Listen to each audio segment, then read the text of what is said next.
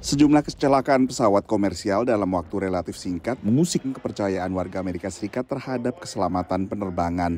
Paling parah tabrakan antara helikopter tempur dengan penerbangan American Airlines. Di Bandara Nasional Ronald Reagan di ibu kota AS menewaskan 67 orang pada akhir Januari.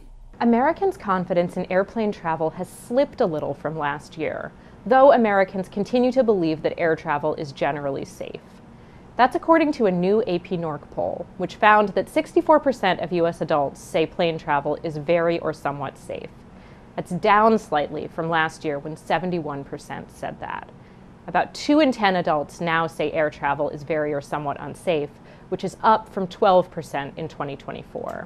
Survei diselenggarakan kantor berita Associated Press bersama NORC Center for Public Affairs Research pada 6 hingga 10 Februari. Tak lama setelah tabrakan di Washington DC, tapi sebelum terbaliknya pesawat Delta Airlines di Toronto, Kanada, yang mengundang kekhawatiran, tapi seluruh 80 penumpang dan awak pesawat selamat. Secara umum, warga Amerika Serikat merasa sama amannya terbang dengan pesawat, dengan berjalan kaki atau mengendarai mobil.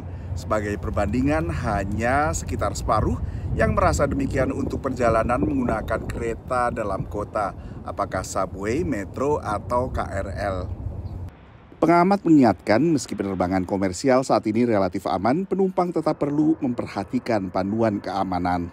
It's perfectly natural that we zone out when the safety demonstration is being given to us at the start of a flight.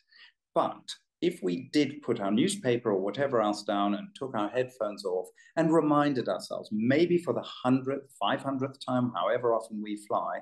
Selain itu, kenakan pakaian sesuai cuaca dan suhu udara di luar, lalu selalu kenakan sepatu nyaman. Unfortunately, we can't eliminate all risks in aviation, but what we do is we plan and we train for that. So pilots will go through special training for emergency response procedures. They have special checklists that they execute and train over and over again. Honoring what the safety briefing is when you enter the aircraft is the most vital part of any emergency response.